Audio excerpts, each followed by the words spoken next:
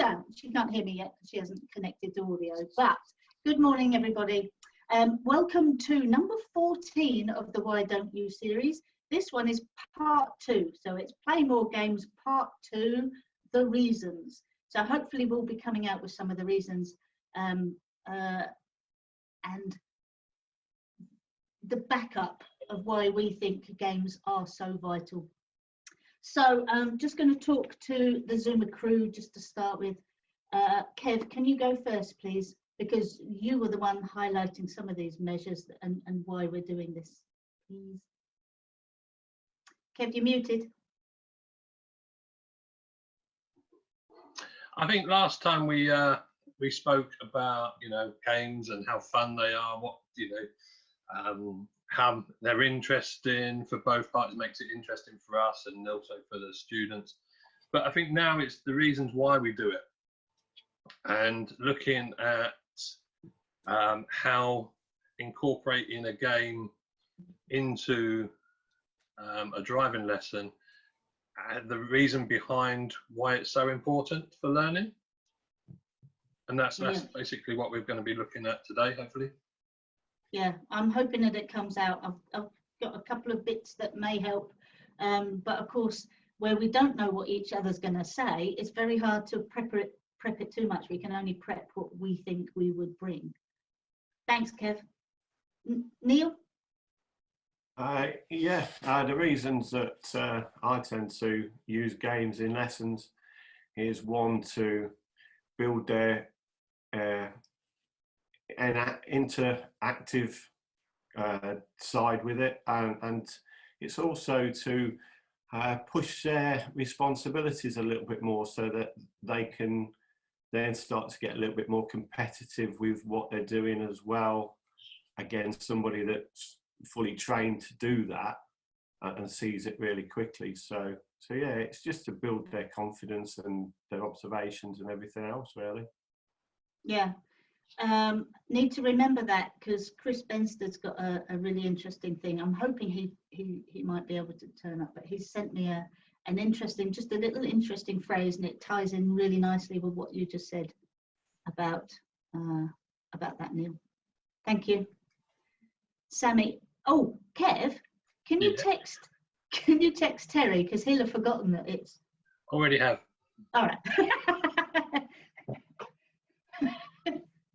Why Sammy. I play games, because one of the reasons is I don't like lessons to be boring and repetitive, so that's one reason. Other things might not work with that person because the personality, the learning style, so the games should really fit in with kind of what learning style they have as well. So it's good to get to know the person and what things make them tick, because they might play certain games in college or whatever that might be transferable. So sometimes the games can come from them. So it's not always from us, but I mean, I've seen when I'm playing games and when I'm not playing games, it's something lights up in the brain, something different lights up in the brain. It's the learning's more fun, and it accelerates the learning because they're having fun and they're getting that sense of reward. Yep. That sends all those lovely messages around the body. Yeah. So that's why I like to play games. Fab. Yes, totally agree. Just to clarify, just in case anyone's unsure of what Sammy was meaning by learning styles, obviously there's the visual, audio, kinesthetic, which is the doey, touchy, feely, hands-on person, and the read-write kind of learner. There are all sorts of theories, and they're all theories. They are not fact-based, and they are preferences. But there's also activists, pragmatists, theorists, and reflectors. And they are very much the hands-on kind of have a go at it, the activist and the pragmatist. And then you've got the theorists and the reflectors, and they're much more head people. So activists and pragmatists are much more likely to want to have a go and things. But that's kind of what you were meaning, I believe. So just the individual preferences of that person in engaging in their learning. But I think even a theorist would enjoy a But game. even somebody who likes to kind of look at information rather than be out playing games, you can still use games Absolutely, with them. absolutely. Yeah. So I've got a few of those that I use anyway. But if you think of a theorist, if you think of the principles of a theorist, they may be the ones more likely to go, but that's scary. That's head thinking. So they may have more barriers because they do plan ahead in a negative way. So maybe the thought of a game can break the cycle of the theory of it going wrong, and you can change it to the theory of it going much more successfully. So, but this is what we're getting into. We're getting into the brain space of why games are getting good. I know I've just done loads of hunky-dory theory, sorry. Anyone else? Has anyone else got any thoughts or following on from what those guys have said? Because I would have asked Terry, but, well, everyone steals his thunder anyway, so what's the point? So no one else has got anything? No one else has got anything? It's all gone quiet. It has, hasn't it? Do you know, I've been thinking a lot about why this one was so interesting to me, and a part of it is because of what we've discussed already. And one of the key things to think of now, when I think about why I think this is important to me, when you actually think about where the learning actually comes from, because it's got nothing to do with us.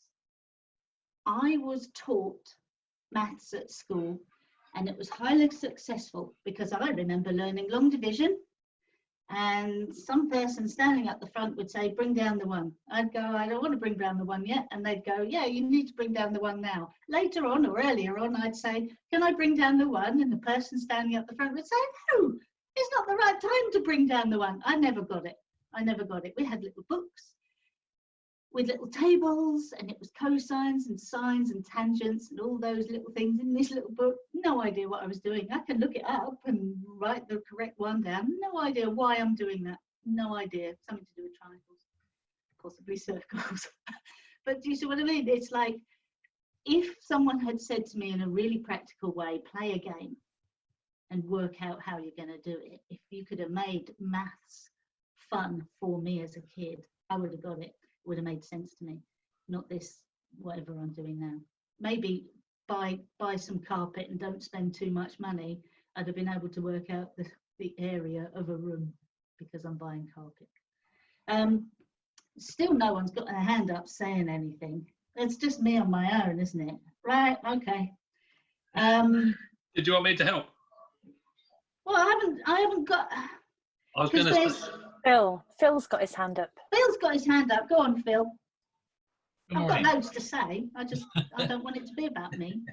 Good morning. I've just actually looked up the definition of game, and it says an activity that one engages in for amusement or fun. So I think we all agree that learning to drive should be fun. So if you can engage people in a game, then hopefully it'll become fun. Even get them to design their own game around what you're doing, and then hopefully it'll then help them move forward. Yep, brilliant. I'm going to do Chris's bit. Oh.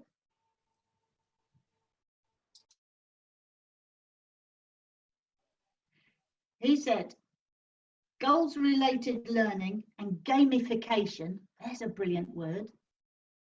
Goals-related learning and gamification are proven to be motivators. Keyword again, motivator. You want to motivate people. Especially in teenage males are higher risk learners and new drivers. Would you guys agree with that? Higher risk, but if you engage them and motivate them with using games, that has got to really tie into the goals for driver education and those higher levels in there. Yeah. Thanks, Phil. Thanks, Phil. Phil again. Phil. Yeah, I'm saying Phil. Yep, here I am. Yep. Yeah, sort of thinking about that, the motivator side of things. Many years ago when I used to play rugby, I used to hate training. And if they told us to run around in circuits and do exercises and so on, I was dreadful. I would do anything I could to get out of it, I suppose, almost.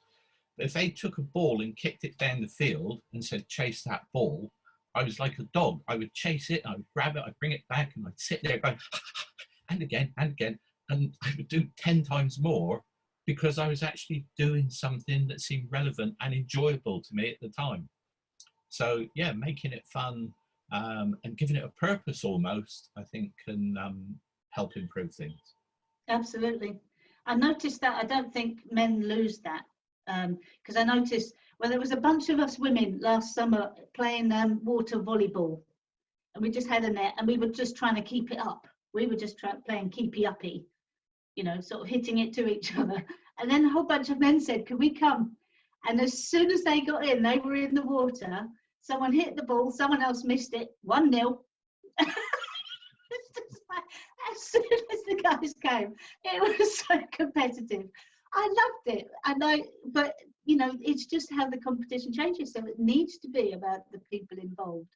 But I did notice it. Can someone keep an eye on the chat, because there's a couple of chat things from the attendees, and I don't like them missing out because they're attending, and I really want to highlight them first.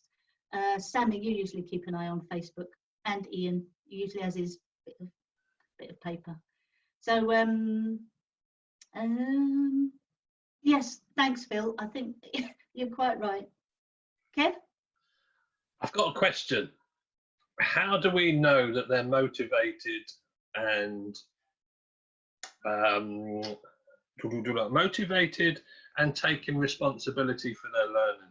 There goes my question to the panelists. That's 2 questions, in my opinion. Well, it is, but I'll go with 2 because So they can which choose one either one first? then. Which one first? How do you know they're motivated? How do you know they're motivated? Oh, good. Has anyone got an answer? Attendees, you are very welcome to pop up with that. I'm Yeah. going to click on that.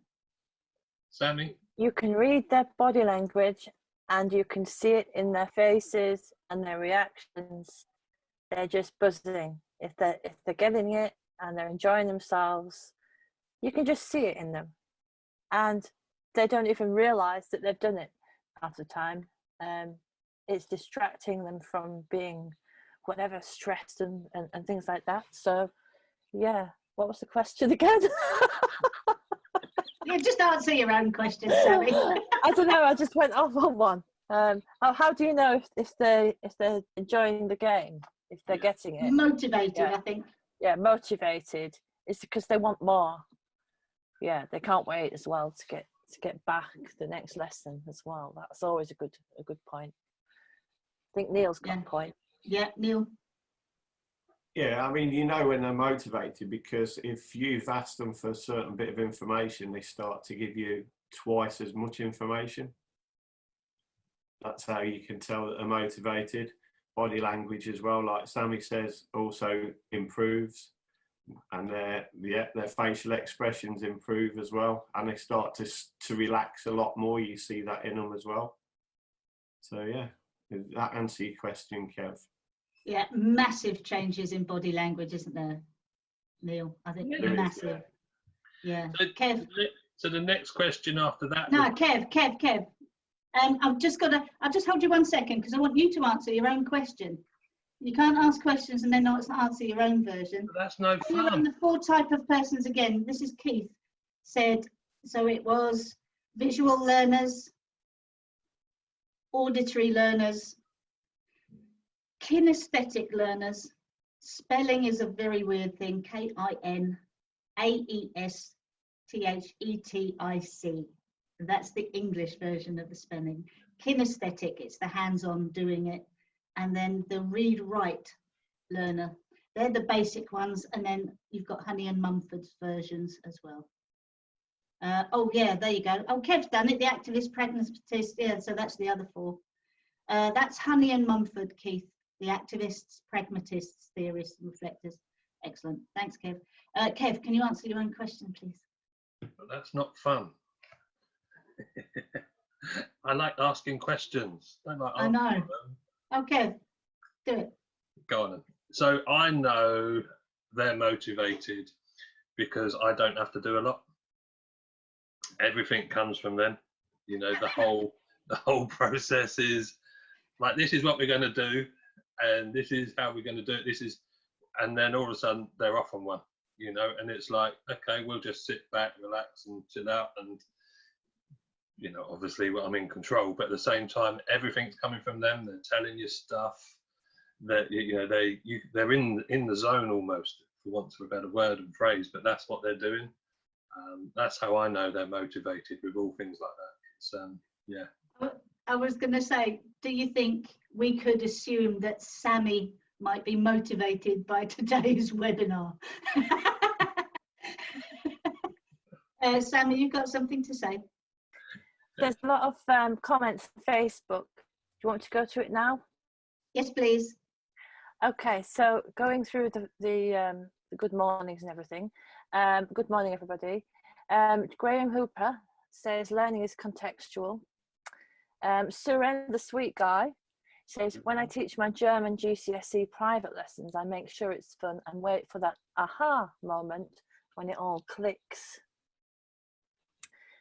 Graham says, behaviorism instruction does not prepare the learner for problem solving or creative thinking. Learners do what they are told and do not take the initiative or change or improve things. The learner is only prepared for recall of basic facts, automatic responses, or performing tasks. So that's a big comment. Yeah, we haven't got to that stuff yet. Graham's just ahead of the game. Yeah. And Sarah says, could you pop the learning styles in the comments, please? The last 4 you read out, that would be great. So I'll type them in a sec. All right, thanks, Sarah. Brilliant. You might want to write the Honey and Mumford bit in case anyone wants to write that, Sammy. Honey and Mumford, because that's who it is that produced that theory. Excellent. Kev, had you finished? Yes. You spoke about your bit, but it's the motivation, isn't it? It's that link. The motivation, you've got the motivation and that engagement. Yeah. And it's from there that it's really good in the lesson. You can see all that happening. But for me, that's really good because, you know, you created the game last webinar we did. But now, how do we know that the learning is actually taking place? What did they gain from doing those games as such, or being part of what they've just done? So I suppose the next question is, how do you know learning has taken place? Good, brilliant question. I'm going to interrupt Terry. Just seeing as you might have missed out on it earlier, I asked the other Why Don't You crew what they wanted or what they were hoping for from today, but just come up with your thing in a bit, because I don't want to dump you in it because I haven't reminded you. But I just wanted to give you the opportunity. If you haven't got anything to say, you'll come up with something crazy later anyway. But who's going to answer Kev's question then? Steve, you haven't said anything for weeks. You haven't been here, but you haven't said anything. Nothing? No one's got an answer for you, Kev. Right, you have to answer your own question then. Unmute yourself, Kev. You're just so not muted. Sorry? It's too early in the morning for me, this. Another hour, it's been so much better. What was the question? I was going to say changing behaviour. They change their behaviour because of their motivation, and their thoughts change, their beliefs change. So ask the question again, Kev, because I think you're right, Sammy. But yeah. How do we know learning has taken place after playing the games? Yeah. So that was my answer to that. Yeah, I think you're right. Terry's unmuted himself. I didn't hear the question. I'll just heard it again, so that's fine. Yeah, what Simon said, and body language, reading the client, that kind of stuff. Yeah, they're sort of affirmations afterwards. It depends what the game was. I think Di had it. She was saying there's a couple of reasons in her opinion that we're going to be asking people or encouraging people to play games. The one was distractions, and the other one was what? I can't remember what she said. I wrote it down, but it's not here.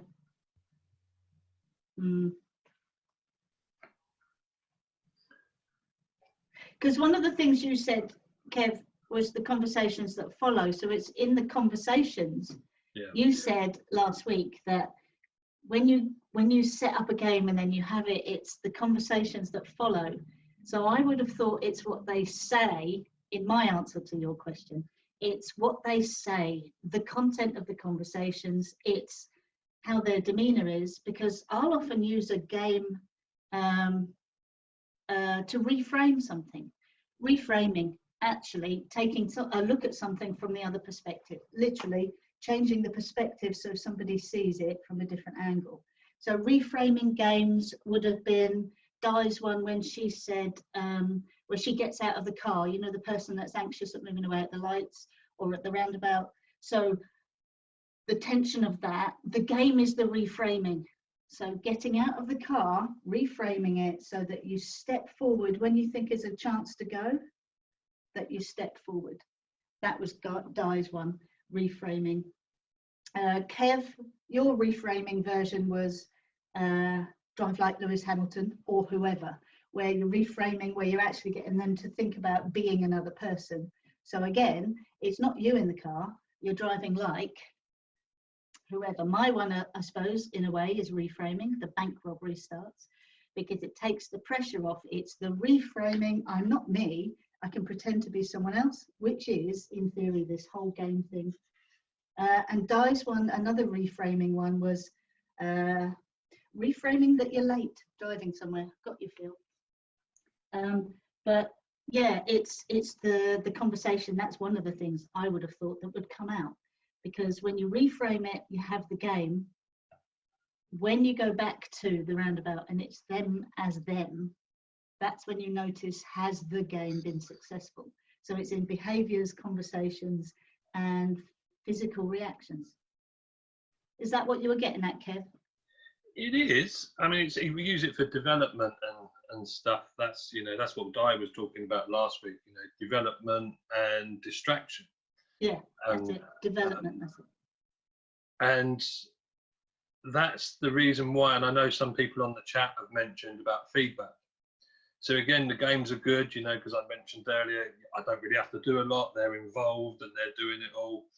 And it's very much similar to, you know, the conversations after, where you have them giving you all the feedback and you're telling or getting them to self-reflect. So what happened? What was it like? What did it feel like? What did you notice? All those sort of questions, because you're trying to get them to develop something. You're trying to get them to develop a way of thinking that will help them, not just for that situation you're in, but for future lessons or for future past tests, you know, when they're doing stuff. And that's the reason why those type of conversations that you have are the most important part of playing the games. Yeah, brilliant. Sammy, I've got you, but you're after Phil. Yeah, well, actually, Fiona, you and Kev have stolen my thunder a little bit. I was going to say, I think with games, when you come to revisit the task that the game was framed around, whether it's 5 minutes, 5 hours, or 5 lessons further down the line, you'll see that a lot more of the information, the skill, whatever you like to call it, has stuck there. If it's just been instructed, then a lot of it gets lost. If they've actually performed it in a game where they've enjoyed what they're doing, had success as well, or some degree of success, then it tends to stick better. Yeah, I agree, Phil. Simplest version that we all recognise, if we've had any kids, is how much they learn when they engage in a game. Even if you think about the Pokemon style of game, they know it's a Pikachu, it turns into something else and a Licky Tongue. And I know Pikachu doesn't turn into Licky Tongue, but it is a Pokemon. Sorry.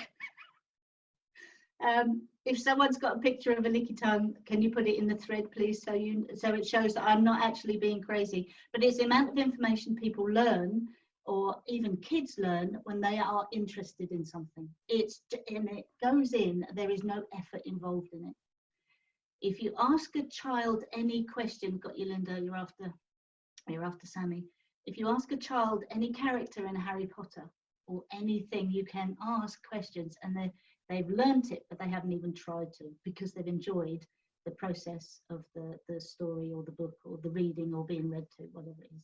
Thank you, Phil. Got you, Terry. Sammy. Okay. That's what I was just going to say, Fiona.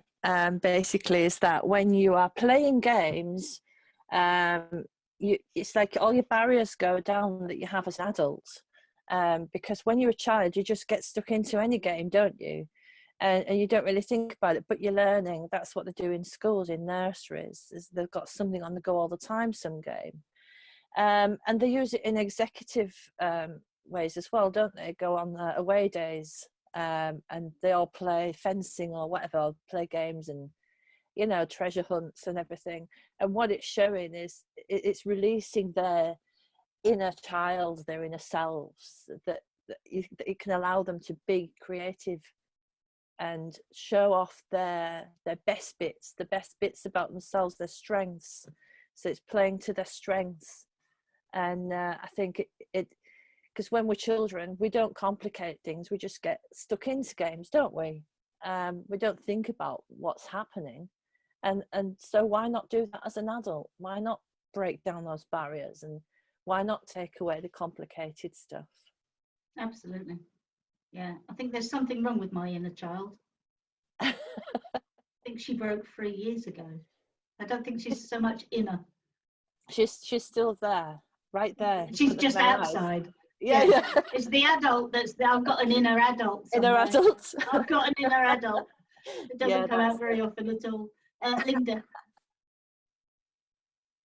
Oh yeah, I was just going to say, I think games are really good for creating rapport, and it just sort of breaks, as you're saying, just breaks down the barriers between you and them, and you're both then equal, even though it can be a little bit competitive, but you're you know, it's good for sort of creating the rapport.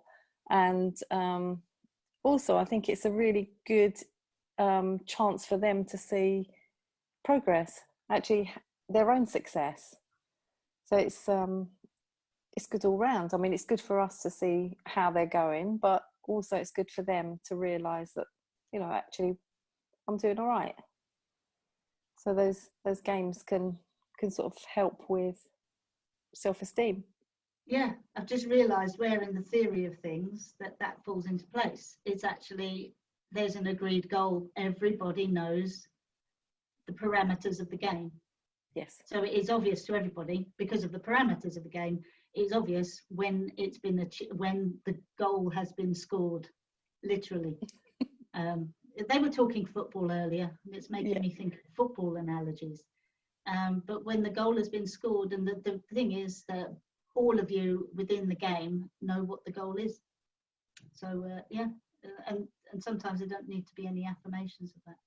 No, absolutely. Nice. Goes dead all of a sudden. Is it because we're doing so much theory here? Last week everyone was talking, oh, Danny, come on, Danny. Hi everyone, this one's been going around in my head just for for the last 2 sessions, and it's more based on us as driving coaches and my personal goal to become totally CCL, how to get away from PSTs totally.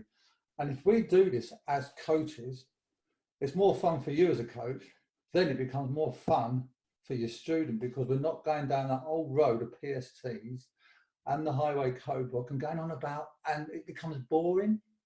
It becomes boring for you as a coach. And imagine how boring it's been. And I think about my poor ex-students. I was thinking, oh, so boring this. And now learning all these new games that you guys have talked about in the last couple of sessions, it's been amazing.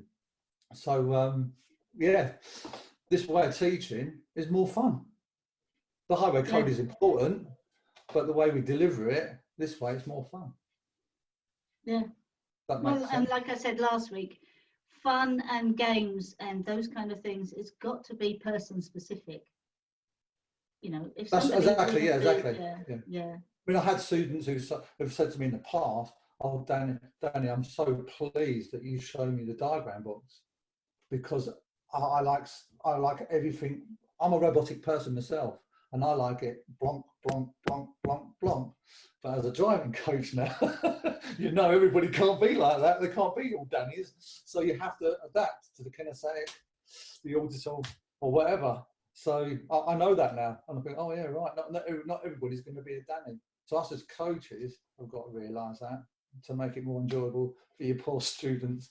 It's like the couple of games I haven't mentioned. I've got 2 games. There's one of the Matchbox I used to put on the dashboard for drivers that would throw the car around the roundabout. And you're swinging like this, and you think, okay. And I'd bring the Matchbox in and would try and get them to go around roundabouts without moving the Matchbox, and that works. That calmed them down. Oh, how do you feel about that now? Oh yeah. And we talk about wear and tear on tyres and bring that into the conversation as well. And then I've also mentioned in the past as well, a cup of water, like the goldfish one, but a cup of water just filled to the top. Let's see if we can drive around, as an imaginary cup of water, how we can drive around without spilling any water. I said, then you'd be a chauffeur driver then. And it works, it just calms them down, and then they start taking on the responsibility themselves. And going back to what you've just been talking about, you see that it's the learning's taking place, the smile on their face. I think, oh yeah, this is pretty cool. And you can see them sitting in the seat looking up, and they get more, the rapport's there more. It And is. It's they're that. getting into- It's that movement, isn't it? It's that. Yeah, you can tell they're movement. smiling, and they're more alert. So they're enjoying it. And as I say, they generally can't wait to get back in the car the next lesson. Yeah. I'm actually booked on another lesson that week. That's how good it's got for me now. I think, whoa, where did that come from? Yeah, totally agree.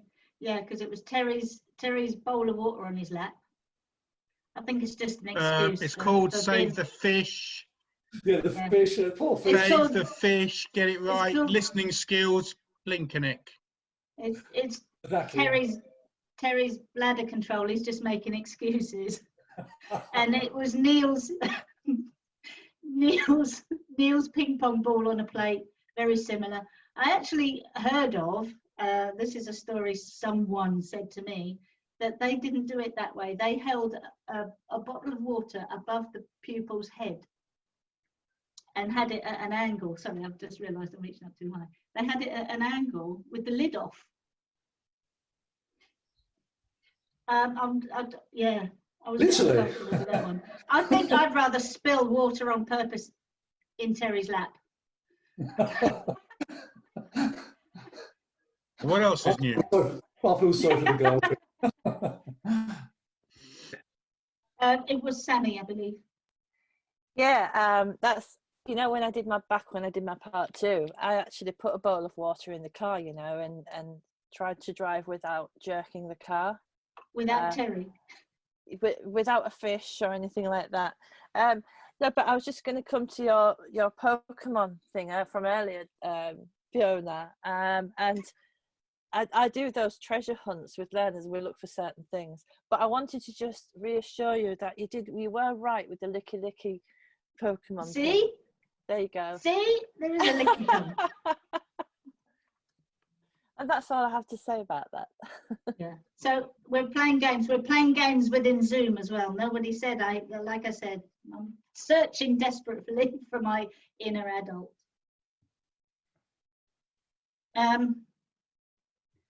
I think what Kev was talking about in a phrase would be ownership of the learning. Yeah, no, definitely. And they do take ownership, don't they? You know, they take ownership of that game, they take ownership of the learning. And then it's from there that I try and take it one step further and ask, okay, so where else could we use these skills that you've just shown? And again, getting that feedback. So it's transferable skills, you know, it might not even be driving related. It might be something completely different. If I do this, this would happen. So it's quite interesting, is what, I'm Yeah. saying, is what might Yeah. come out of those conversations at the end. Because again, if you don't play the games, is great, but if we don't have the conversations after, you know, it's not. I think Graham mentioned the concrete learning, and you know that's the type of learning there. It's about recognising the learning and where else they can use it, and it stays with them as well. So it's good. Funnily enough, I've got a little picture of that. Terry, I've got you. Sammy was saying something, but Terry, I just wanted, because of the reason I've written it down, because I was really thinking about this webinar today. The ownership of the learning, one of the best examples from last week, and I hate to give him this, but it's Terry's driving blind, when he was talking about when he forced the learner not to, you know, when he moved all the mirrors so the driver couldn't see them. And the ownership of the learning is when Terry's driver said to him, "Can I have my mirrors back now, please? My mirrors." That's proper ownership. That was a game, and Terry being kind of crazy, but doing, you know, doing a really good thing, because that's the example of ownership. Is that's mine. Those mirrors are mine. I did not like it when I couldn't see. I will choose to look in them as and when I want to. And I think that's a really good example. Sammy? Yeah, just buzzing across to the Facebook feed there. What Graham commented on about the bit where I said it to show learning to change in behaviour is that it needs to be maintained. So that's a really good point. So there's no point in playing the games and if we're not going to keep that level of behaviour change going. I think that's what he meant by that. Yeah. Kevin on the Facebook feed says games lower potential barriers to learning. So that's what we were saying as well. And Graham says active learning is an approach where learners participate in the learning process by building knowledge and understanding. Brilliant. And Steve, who was on here before, says, sorry, his connection's rubbish. Yeah, he dropped out, didn't he? It's a bit of a shame. I was hoping he'd come back. We've got a couple of chats down there, but I've got a couple of photos. This one, hang on. I'm going to do a screen share, because the screen share I managed to change so that it does, which one is it? That one. We were talking about, this is Kolb's cycle of experiential learning, Kolb's theory of learning. So it's just that something has to happen. So at the top, if you start at 12 o'clock there, a concrete experience, so something has happened. So it could be something's happened to initiate the game, or something needs to be developed where there is a gap. So a concrete experience or an understanding, then you've got someone reflecting about it. So it could be anything. So if it's that, I can only think of Terry's mirror one, because that's only because we spoke about it. So reflections, so abstract conceptualization. So Terry, you know, with that game came up with, why don't we just cover your mirrors? And then experimentation, how did it work? And then the concrete experience was, I did not like that. I did not like that experience of not being able to see. So it is a kind of concrete learning where that's the theory of it. So we're talking theories in this version of Why Don't You? So maybe it's not so entertaining for some. But then we've got the behavior version as well. I'm just going to do this because there seems to be a bit of a lull. Oh, I keep clicking on it without sharing the screen. You'd think I'd know how to do this by now, wouldn't you? This again, theory of planned behavior. It won't make anything, won't make any news, it won't make any sense unless you actually go through it and go through it painstakingly, understanding each box. But basically, our attitude as a human, our subjective norms, and you can find out what this is if you want to, perceived controls. So perceived behavioral controls, that would be something like a speed camera, and you know how that's going to make a difference to people. the intention to behave and the behavior. So this is where, and I'll stop the slideshow now, but this is where we have our intentions of to behave in a certain way, and playing games takes all of that theory and makes it fun. If you start doing that to people, even if we do that in this, there will be people out there going, oh, they're doing all that rubbish stuff. I don't get that. I don't understand it. You do. It's the same way when you go and study a foreign language and they start talking about pronouns, nouns, adjectives. What are they talking about? Plonk you guys in another country. If you want a beer, you find out how to order one. If you want your pizza, you'll find out what's pizza. It's usually the same word in every language because it's a modern one. Brilliant, Sammy. I've got you. But the other things, we've got some comments down below. I don't know what they are. So if someone could look at that. Sammy, what's your Facebook stuff? It's from Steve, our Steve. So he says, gameplay creates a fun and safe environment and opens up the learner's mind. As Fiona said, the most learning takes place when it doesn't feel like learning. Too often, I think we teach learner that there's a right way and a wrong way to do everything, regardless of the circumstances. Playing games is a small part of empowering them to think flexibly about the different possibilities and answers, not closing themselves off. It encourages them to look for more than one solution, maybe a tactical solution over a technical one. So that's from Steve. Brilliant. Was that on the Facebook thread? Yes. Yeah, nice comment. Nice. It's a shame he wasn't here to say it. What are the ones, Kev? What are the ones in the chat? Are they? Yeah, it's all answered. It's all fine. It's all done. Oh, okay. Anyone else got anything? Oh yeah, Terry. I'm so sorry. I was ignoring you on purpose. Oh. Yeah, I know. I obviously missed the first bit. First half hour, so I'm not sure what's been said. I had to finish that orphanage this morning, so I was a bit late. What have we talked about contextual learning yet? Did I mention that? Graham mentioned it. No, we haven't brought it up as a yeah, but I was going to. It was one of my other things. So please do. Please. You want to do it? No, you do it.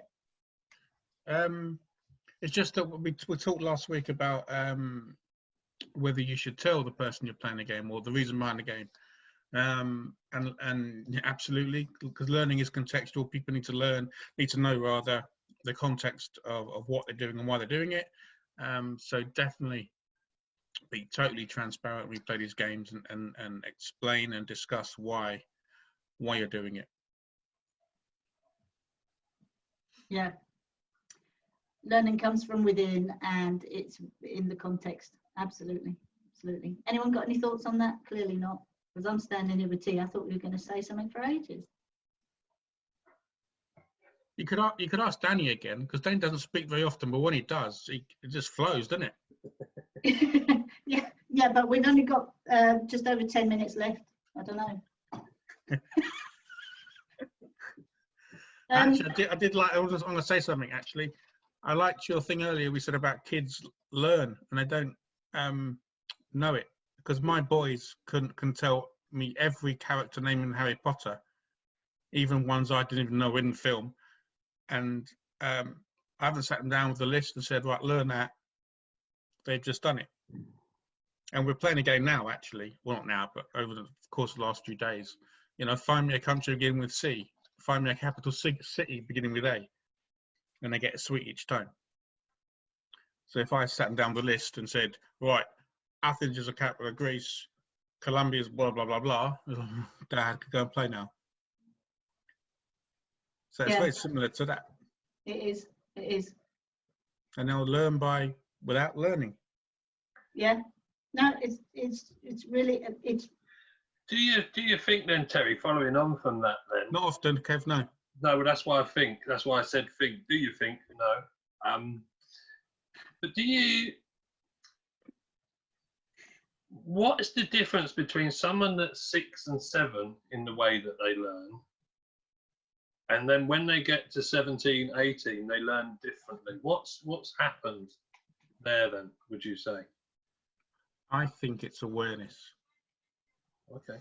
I think at 8 years old, you don't mind getting something wrong. You don't mind making a fool of yourself. Okay. I think at 17 and 18, you're more aware of how you look and how you come across. Joshua walked around with a Chewbacca outfit and mask on for 3 days. Didn't take it off. He went outside riding his bike, everything on it in it. I'm not sure you do that at 17, 18, because he just doesn't care what people think.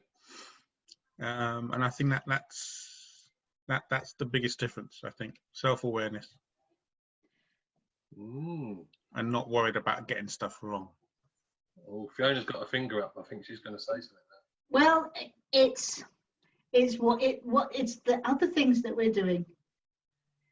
If you think about when we had we've spoken about scaling quite often, and the reason for scaling on a scale of 10, when we do the scaling thing, aren't we getting people to reflect on themselves, on their skills, on their feelings, on their core beliefs or their core understanding of the world? But when you play a game, don't you challenge those things?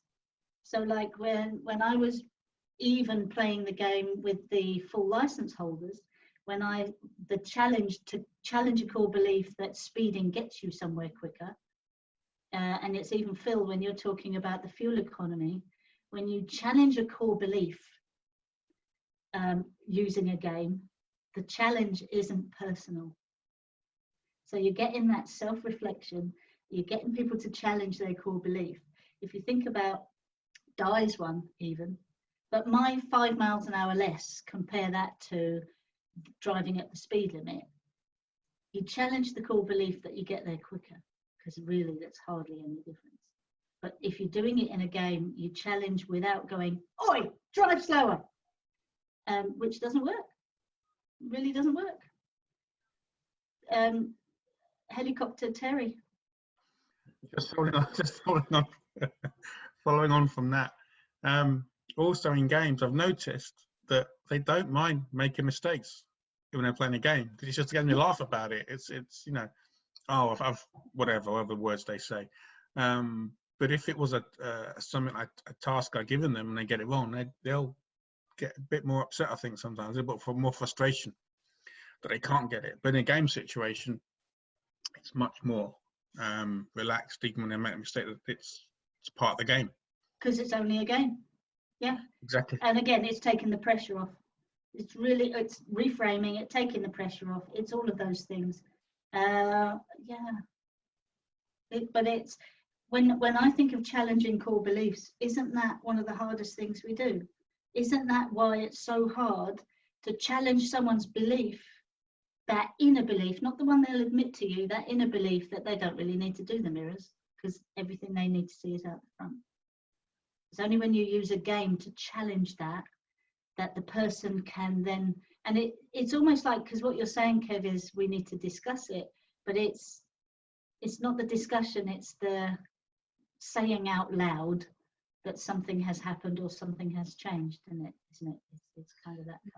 I think it's sometimes the way if I kept saying to Terry, you're not checking your mirrors, you're not checking your mirrors, you're not checking your mirrors, you're not checking your mirrors, you're not checking your mirrors. I say get out and walk. Exactly. We've lost all that rapport and everything. But what we can do is, okay, so name the mirrors, so it's a bit of fun. And then through them naming the mirrors and looking at them, they start to notice. They start to notice things. They start saying, oh, didn't see that car there before, and then that opens up more conversations for you to have. How would that affect you? Now you've noticed that, what's the consequences potentially of that car being there?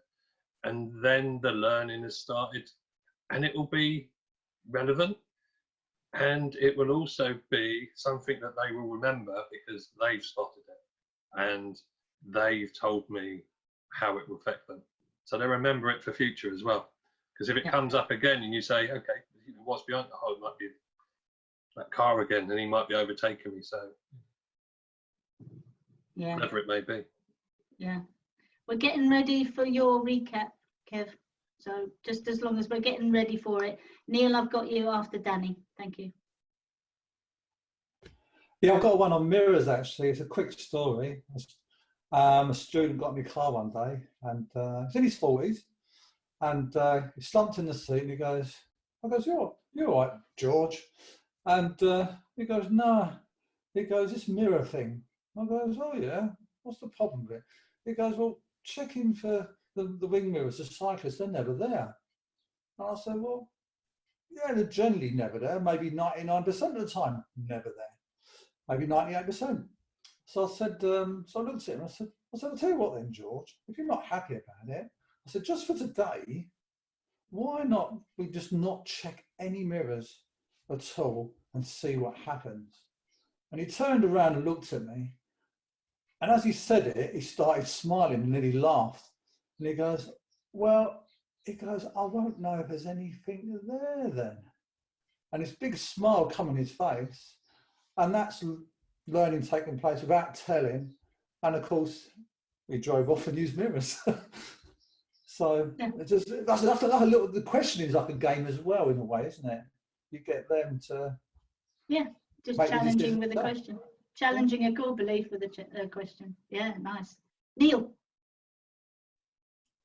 Yeah, just building on from what Kev and Danny said there, sometimes it can be defiance as well, can't it? So if you say to somebody, "Don't check your mirrors," they're more likely to check the mirrors because they think they're missing out on something. So if Kev's saying, you didn't check your mirrors there, you didn't check your mirrors, try turning that round and say, "Don't check your mirrors here, don't check your mirrors here." And people's natural curiosity will take them to do it. So if you tell somebody not to do something, they're more likely to go and do it.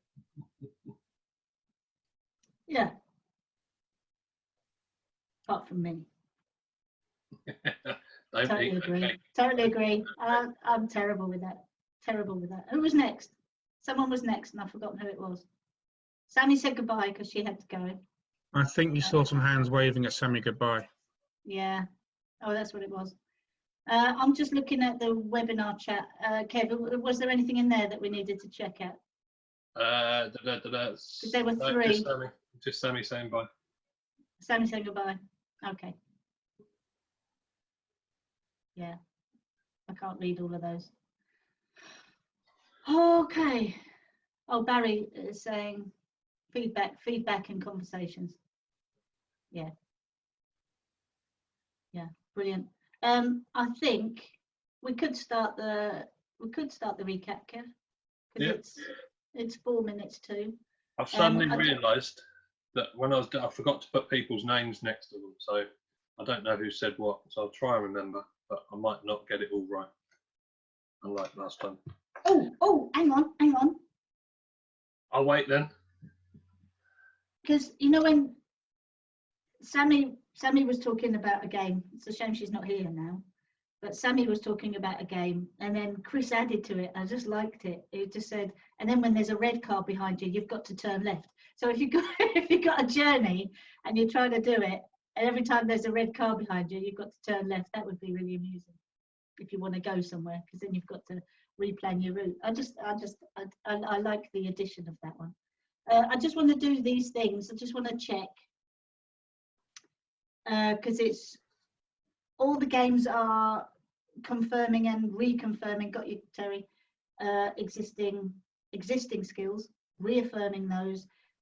Games help with self-reflection, because the whole time they have to think about what it is they're doing, because they're doing the game parameters. So it helps with self-reflection, and self-reflection helps aid development. You've got all the scanning things, so all the games help with the scanning techniques.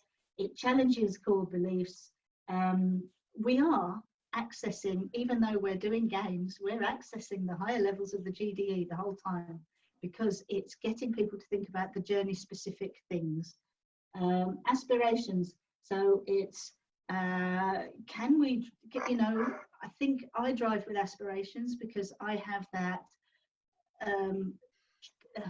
motivation to keep safe. Reframing, We've said that, but the games help you reframe and take away the pressure. Taking away the pressure frees people to do the learning.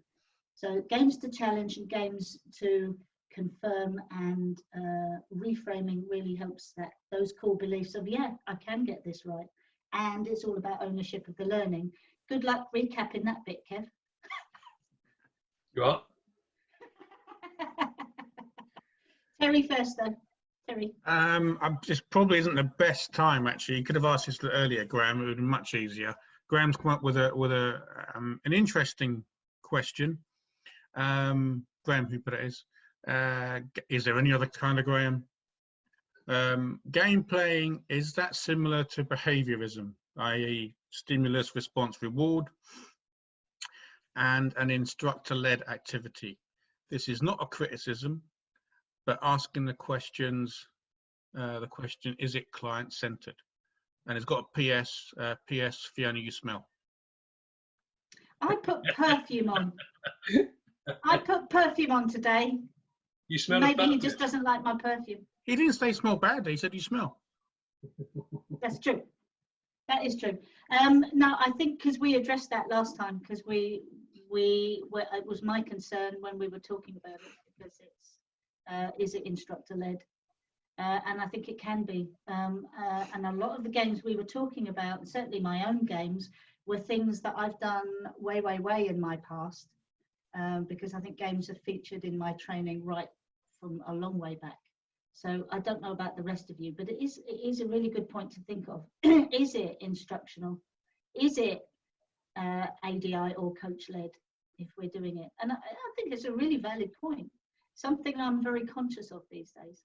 So it's how do we get around that? Because the person may actually want to engage, but it's that client-led thing that we spoke about at the beginning of this one, and certainly I spoke about it at the beginning of the other one. Terry, have you got any other thoughts on what Graham said, apart from? No, I think you're right. I think it depends on your motivations for the game. You know, if you're Pavlov, then yes, you know, Pavlov's dogs experiment. If you approach it that way, doing it for your own need, then yes, I think definitely.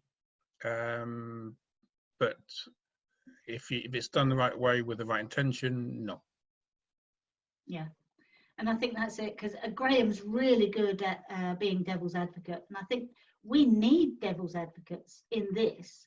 That's why I'll say it again. If you're watching on Facebook and you're not keen on our flowery, coachy style of delivery, and you want to come in and put your instructor-led approach opinions and thoughts and processes in here, please do.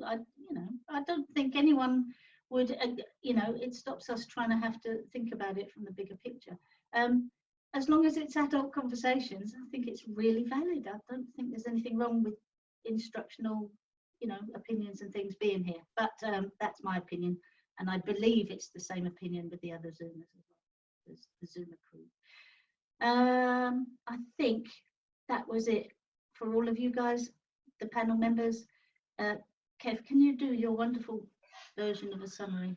Okay, so the reasons behind playing games, motivation and gamification. That was from Chris. Make them relevant and enjoyable. And then, how do you know they're motivated? It's because of their body language, what they're doing. They give you more information. They feel more relaxed, was from Neil, and body language was from Sammy. They all have aha, or they don't all have, but there's aha moments when you can notice them as well, and they suddenly realize something's clicked. Prepares for thinking drivers. Again, drivers start to think about what they're doing. How do we know learning's taken place? Again, the body language, the behaviors changed.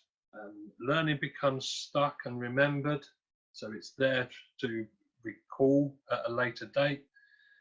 Barriers are knocked down and they play to their strengths. Creates rapport. They start to notice successes more, so increases their self-esteem. You mentioned Kolb's theory of learning and theory of planned behavior. Learning is contextual, and the learner needs to know why they're doing the game as well. And sometimes that can be instructor-led, sometimes it can be client-centered, but at the same time, it's on the pupil's agenda, is what I'm hearing from today, is make sure it's for the pupil, and it's not just for us as instructors to do it for our reasons because we're bored and we need some enjoyment. It's got to be done for them and for them to take learning away and be remembered, so we can use it again and again and again, and also when we're not there as well. Brilliant. Yeah, That's it's it, all really. about that bigger picture, isn't it? Bigger picture. Really. Hopefully we've gone into what we agreed. I think we have. We've certainly gone into it. I mean, I can't help it because sometimes I get the theories out, so I couldn't help it, but getting the theories out, because I think if you start to think about the core reasons why people do things, you have to go for the theory of it, because it helps put things into place so you can really address it and think about, well, how do I get someone to change their core beliefs? Where does that belief come from in order for me to challenge it? What I will say is I'm going to, in a second, I'm going to stop the Facebook Live feed. But I'd just like to say thank you guys for watching on Facebook Live. If you've enjoyed it, come back next time. The next time